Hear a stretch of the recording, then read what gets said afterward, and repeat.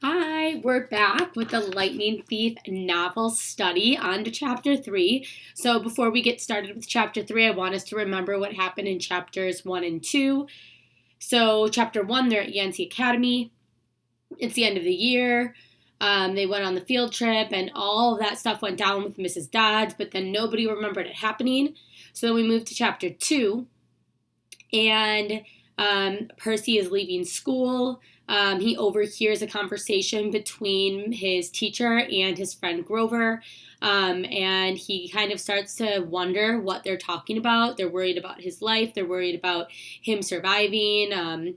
And so then he's heading back to New York to be with his mom at the end of the school year. And on the bus, they encounter the bus breaks down, and when they get off, they see these 3 old women knitting some electric blue socks, and they cut the socks with a big gold scissors. So, and that seems to have some kind of significance to Grover, but we still don't know what that means. So we are getting into chapter 3. And we are going to see what we find out about Percy and why all of these things matter so much in his life, and why Grover is so concerned, and why Mr. Burner is so concerned. Today, we have a new objective. Our objective for today is analyze how the author uses first-person point of view and dialogue to describe the character. So the 2 big things that we need to know are, what is first-person point of view? In your document where it says day 132, board equals paper, and questions, you will find the definition for both of these. First person point of view is when the story is narrated by a character in the story. This character may be speaking about himself or herself and sharing their thoughts and the events that they're experiencing. First person can be recognized by seeing the words I or we. You'll learn a lot about characters' thoughts, characters' feelings, by having a first-person point of view. And in this story, Percy is our narrator. So we're going to learn a lot about him through his point of view. The second thing that we need to know is dialogue. What is dialogue? Dialogue is the conversation between 2 or more people in the book. So through this story, Percy has lots of dialogue with different characters, and that teaches us a lot about him as well. So we're going to look today at the dialogue that he's having to see what is that telling us, what inferences can we make about Percy based on the dialogue. So our steps for today are, we're going to read the character's thoughts and the character's dialogue. So we're going to be able to identify Percy's thoughts through his first-person narration, and then the dialogue, the conversations he's having with other people. Second step is, we're going to ask ourselves, what do the character's thoughts and dialogue tell us about the character? And then we're going to have evidence again to support our answer. So as we're reading, that's what we're going to be thinking about. I'll stop us a few times to talk about it and to go through some examples. All right, we are on to chapter 3, so you can pause this if you need to pull up chapter 3, the chapter 3 document that is linked under day 133. All righty, chapter 3, Grover unexpectedly loses his pants. That's the chapter title. All right, let's get started. Confession time. I ditched Grover as soon as we got to the bus terminal. I know, it was rude, but Grover was freaking me out, looking at me like I was a dead man, muttering, why does this always happen? And why does it always have to be 6th grade? Whenever he got upset, Grover's bladder acted up, so I wasn't surprised when, as soon as we got off the bus, he made me promise to wait for him, and then made a beeline for the restroom. Instead of waiting, I got my suitcase, slipped outside, and caught the first taxi uptown. East, 104th and 1st, I told the driver. A word about my mother, before you meet her. Her name is Sally Jackson. She's the best person in the world, which just proves my theory that the best people have the rottenest luck. Her own parents died in a plane crash when she was 5, and she was raised by an uncle who didn't care much about her. She wanted to be a novelist, so she spent high school working to save enough money for college with a good creative writing program. Then her uncle got cancer, and she had to quit school her senior year to take care of him. After he died, she was left with no money, no family, and no diploma. The only good break she ever got was meeting my dad. I don't have any memories of him, just this sort of warm glow, maybe the barest trace of his smile. My mom doesn't like to talk about him because it makes her sad. She has no pictures. See, they weren't married. She told me he was rich and important, and their relationship was a secret. Then one day, he set sail across the Atlantic on some important journey and never came back. Lost at sea, my mom told me. Not dead, lost at sea. She worked odd jobs, took night classes to get her high school diploma, and raised me on her own. She never complained or got mad, not even once, but I knew I wasn't an easy kid. Finally, she married Gabe Uglano, who was nice the first 30 seconds we knew him, then showed his true colors as a world-class jerk. When I was young, I nicknamed him Smelly Gabe. I'm sorry, but it was the truth. The guy reeked like moldy garlic pizza wrapped in gym shorts. Between the two of us, we made my mom's life pretty hard. The way Smelly Gabe treated her, the way he and I got along, well, when I came home is a good example. I walked into our little apartment, hoping my mom would be home from work. Instead, Smelly Gabe was in the living room, playing poker with his buddies. The television blared at ESPN. Chips and beer cans were strewn all over the carpet. Hardly looking up, he sat around his cigar. So you're home. Where's my mom? Working, he said. You got any cash? That was it. No, welcome back. Good to see you. How has your life been the last 6 months? Gabe had put on weight. He looked like a tuskless walrus in thrift store shorts. He had about 3 hairs on his head, all combed over his bald skull, as if that made him handsome or something. He managed the Electronics Megamart in Queens, but he stayed home most of the time. I don't know why he hadn't been fired long before. He just kept on collecting paychecks, spending the money on cigars that made me nauseous, and on beer, of course, always beer. Whenever I was home, he expected me to provide his gambling funds. He called that our guy's secret, meaning if I told my mom, he would punch my lights out. I don't have any cash, I told him. He raised a greasy eyebrow. Gabe could sniff out money like a bloodhound, which was surprising since his own smell should have covered up everything else. You took a taxi from the bus station, he said. Probably paid with a 20. Got $6-7 in change? Somebody expects to live under this roof. He ought to carry his own weight. Am I right, Eddie? Eddie, the super of the apartment building, looked at me with a twinge of sympathy. Come on, Gabe, he said. The kid just got here. Am I right? Gabe repeated. Eddie scowled into a bowl of pretzels. The other 2 guys passed gas in harmony. Fine, I said. I dug out a wad of dollars out of my pocket and threw the money on the table. I hope you lose. Your report card came, brain boy, he shouted after me. I wouldn't act so snooty. I slammed the door to my room, which really wasn't my room. During school months, it was Gabe's study. He didn't study anything in there except old car magazines, but he loved shoving my stuff in the closet, leaving his muddy boots on my windowsill and doing his best to make the place smell like his nasty cologne and cigars and stale beer. I dropped my suitcase on the bed. Home, sweet home. Gabe's smell was almost worse than the nightmares about Mrs. Dodds or the sound of that old fruit lady's shears snipping the yarn. But as soon as I thought that, my legs felt weak. I remembered Grover's look of panic, how he'd made me promise I wouldn't go home without him. A sudden chill rolled through me. I felt like something, was looking for me right now, maybe pounding its way up the stairs, growing long, horrible talons. We're going to pause there for a second. I want you to think about, we just heard some of Percy's thoughts. So what I'm thinking is, what was Percy telling us, or what could we learn from his thoughts in that paragraph? In that paragraph, he says his legs felt weak. He said a sudden chill rolled through him, and he felt like someone was looking for him. So that tells me that Percy is getting kind of scared. So Percy is feeling a little scared or nervous about all of the different things that have happened to him over the past few chapters.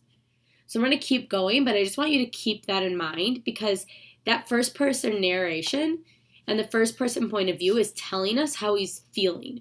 So we're able to see how he's feeling based on his thoughts that the author or that the narrator is able to share with us since it is Percy, since Percy's the narrator.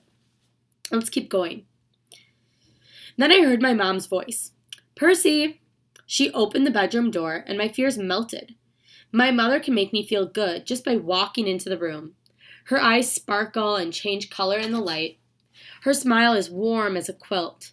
She's got a few gray streaks mixed in with her long brown hair, but I never think of her as old.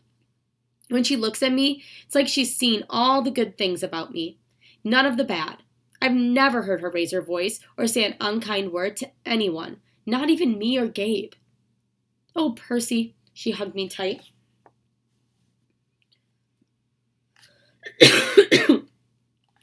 I can't believe it. You've grown since Christmas. Her red, white, and blue Sweet on America uniform smelled like the best things in the world. Chocolate, licorice, and all the other stuff she sold at the candy shop in Grand Central. She had brought me a huge bag of free samples, the way that she always did when I came home. We sat together on the edge of the bed while I attacked the blueberry sour strings. She ran her hand through my hair and demanded to know everything I hadn't put in my letters. She didn't mention anything about my getting expelled. She didn't seem to care about that. But was I okay? Was her little boy doing all right? I told her she was smothering me and to lay off and all that, but secretly I was really, really glad to see her. From the other room, Gabe yelled, Hey, Sally, how about some bean dip, huh? I gritted my teeth. My mom is the nicest lady in the world. She should have been married to a millionaire, not some jerk like Gabe. For her sake, I tried to sound upbeat about my last days at Yancey Academy. I told her I wasn't too down about the expulsion. It lasted almost the whole year this time. I'd made some new friends. I'd done pretty well in Latin, and honestly, the fights hadn't been as bad as the headmaster said. I liked Yancey Academy, I really did. I put such a good spin on the year. I almost convinced myself. I started choking up, thinking about Grover and Mr. Burner. Even Nancy Bobofit suddenly didn't seem so bad. Until that trip to the museum. What? My mom asked, her eyes tugged at my conscience, trying to pull out the secrets.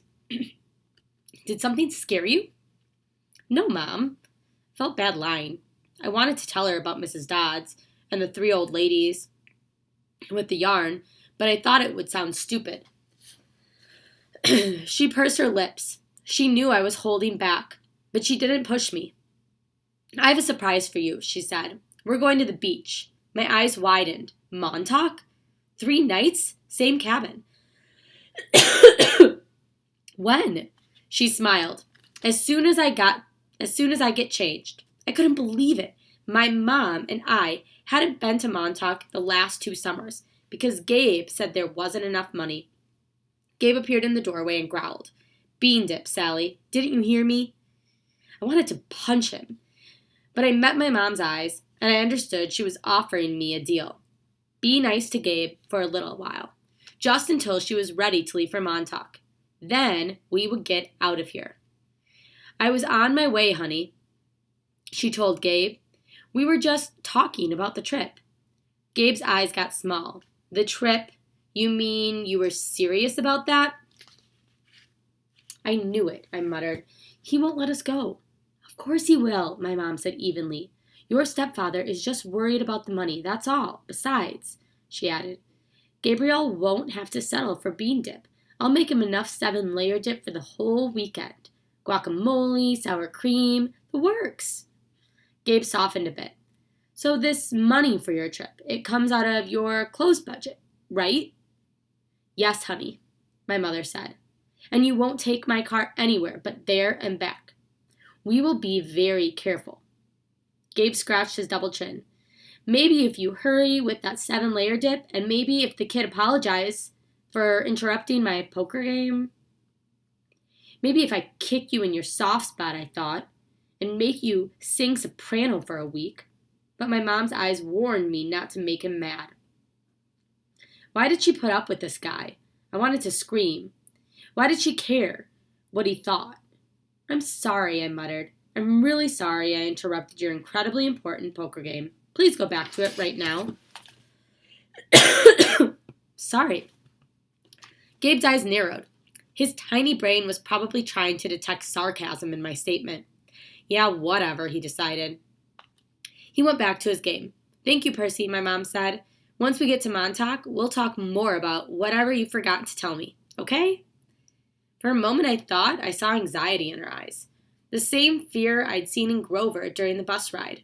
As if my mom, too, felt an odd chill in the air. But then her smile returned, and I figured I must have been mistaken. She ruffled her hair and went back to Gabe's 7-layer dip. Pause there. So I want us to think about what did Percy's thoughts, him being able to hear in his thoughts because he's speaking in first-person point of view, what were we able to find out about him? What inference can we make? So one inference we can make is what I said before. He's a little scared about all of the weird things that have been happening to him. We know that based on the evidence that we found in the text. And the second thing that I noticed, one inference that I could make, is that Percy does not like his stepfather. There are lots of different instances in here using first-person narration and point of view and his dialogue. One I want to go back to that really showed us that he does not like his stepfather.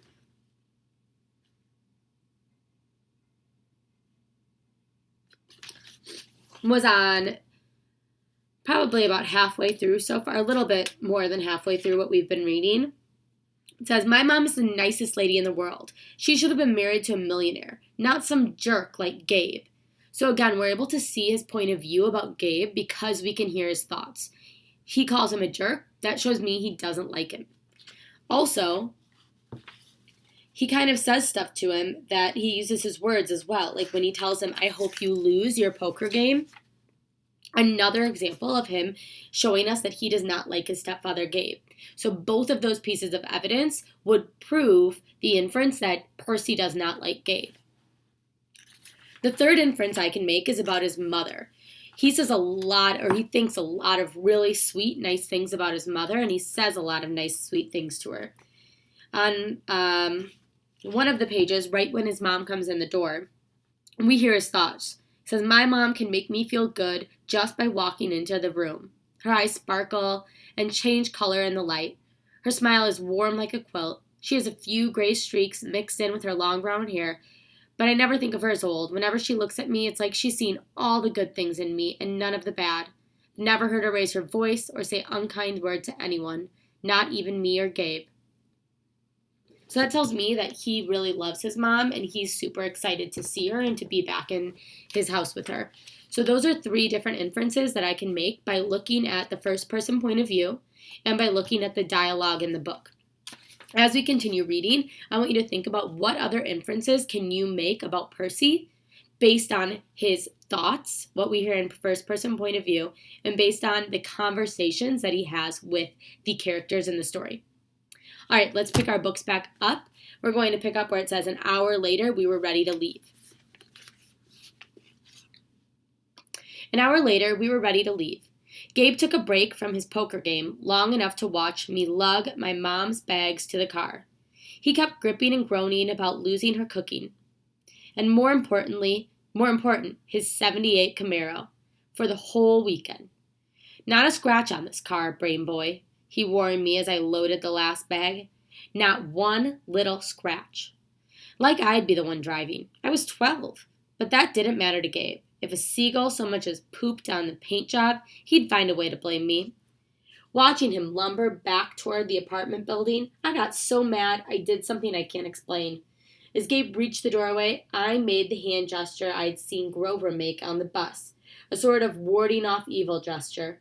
A clawed hand over my heart, then a shoving movement toward Gabe. And the screen door slammed shut so hard it whacked him in the butt, sent him flying up the staircase, as if he'd been shot from a cannon.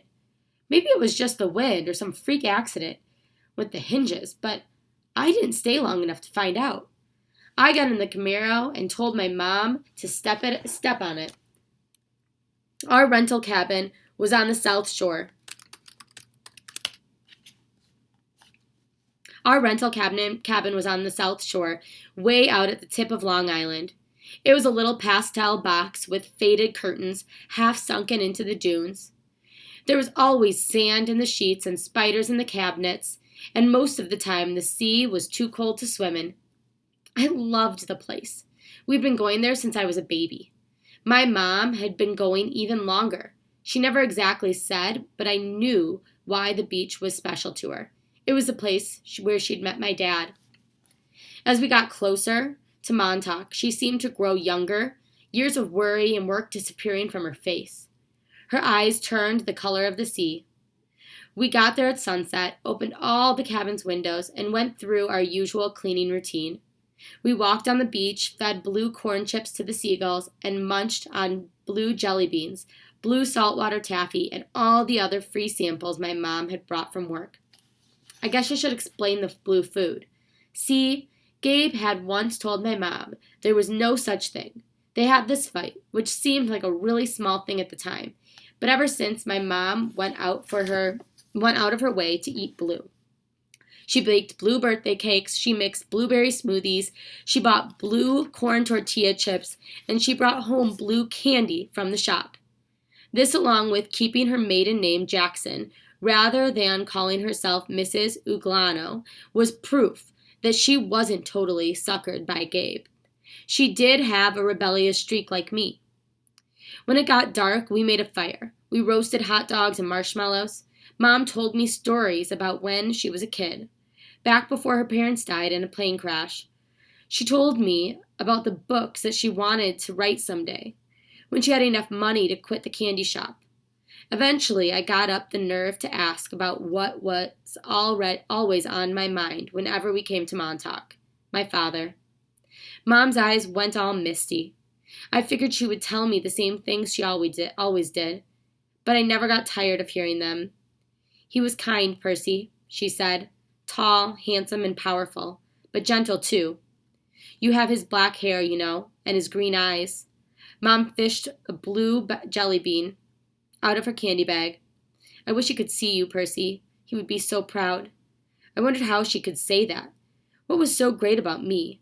A dyslexic, hyperactive boy with a D+ report card, kicked out of school for the 6th time in 6 years?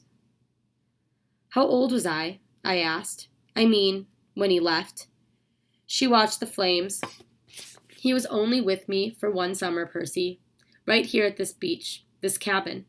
But he knew me as a baby. No, honey, he knew I was expecting a baby, but he never saw you. He had to leave before you were born. I tried to square that with the fact that I seemed to remember something about my father, a warm glow, a smile. I had always assumed he knew me as a baby. My mom had never said it outright, but still, I'd felt it must be true. Now to be told that he'd never even seen me, I felt angry at my father. Maybe it was stupid, but I resented him for going on that ocean voyage, for not having the guts to marry my mom. He'd left us, and now we were stuck with smelly Gabe. So right there, we can start to see make some inferences about Percy and how he's feeling and based on what he's thinking. Are you going to send me away again? I asked her. To another boarding school? She pulled a marshmallow from the fire. I don't know, honey. Her voice was heavy. I think we'll have to do something. Because you don't want me around? I regretted the words as soon as they were out. My mom's eyes welled with tears. She took my hand, squeezed it tight. Oh, Percy, no, I have to, honey, for your own good, I have to send you away. Her words reminded me of what Mr. Bruner had said, that it was best for me to leave Yancey. Because I'm not normal, I said. You say that as if it's a bad thing, Percy, but you don't realize how important you are. I thought Yancey Academy would be far enough away. I thought you'd finally be safe. Safe from what? She met my eyes, and a flood of memories came back to me, all weird, scary things that had ever happened to me, some of which I'd tried to forget.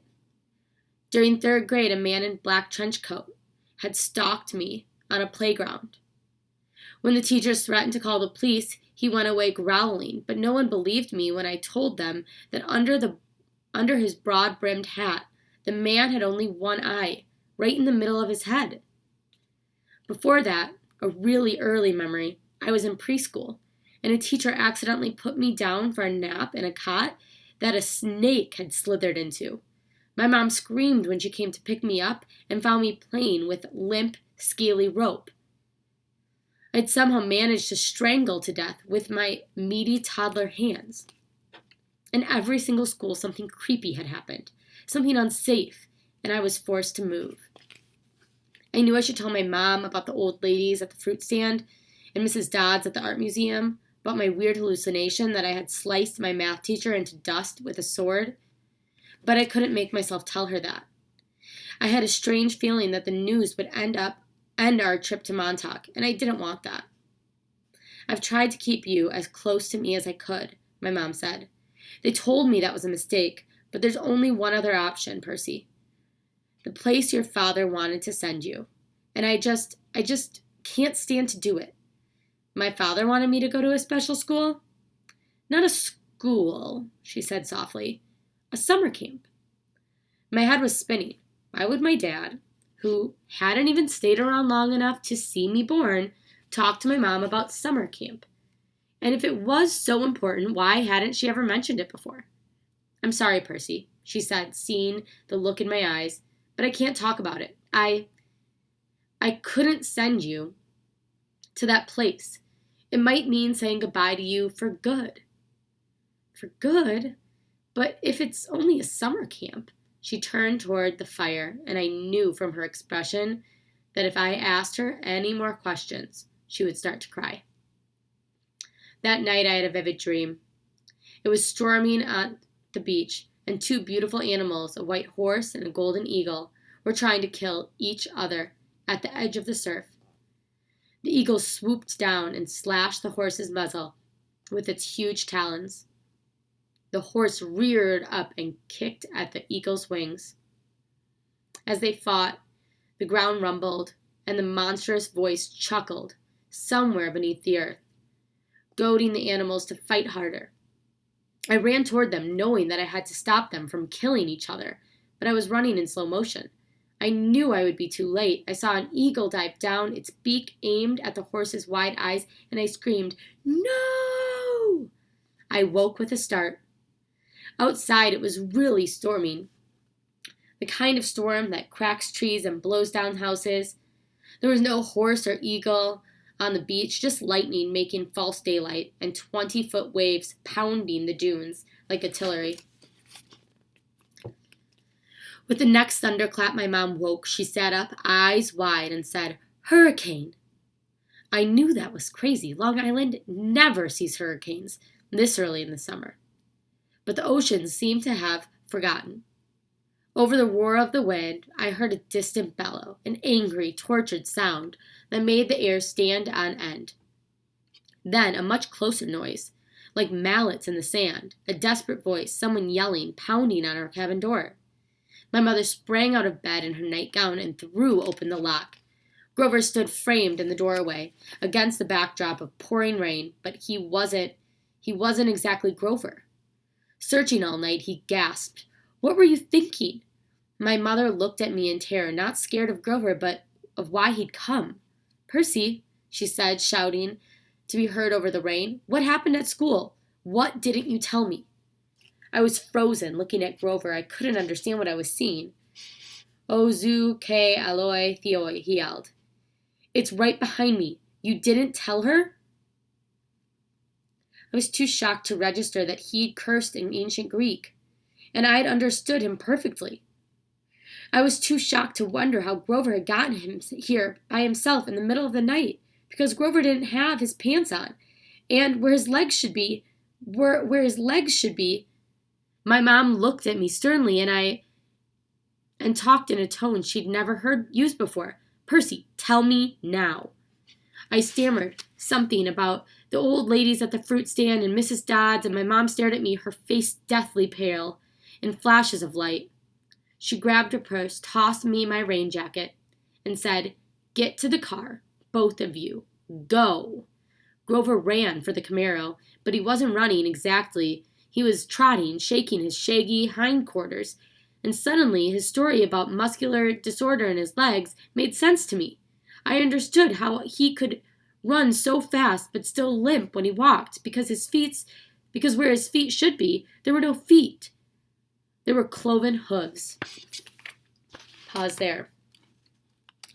So at the end of chapter 3, sorry, my computer logged me out. At the end of chapter 3, we are starting to get some more answers to our questions. So now we know that those things that happened to Percy were definitely important. And we're trying to learn still a little bit more about why and what's happening right now with the storms and how his mom is involved in all of this. So for your practice today, you're going to look for what did we learn or what inferences can you make about Percy based on the second half of the chapter. So you're going to go through your steps. Read through the character's thoughts and his dialogue. Ask yourself, what does this tell me about the character? And then find the evidence to support your answer. You guys are going to do awesome on this. I'm so excited to see what your answers are tomorrow. And we are going to move on to chapter 4 tomorrow. So have an awesome day. Keep up the good work. And I can't wait to keep reading with you. Bye.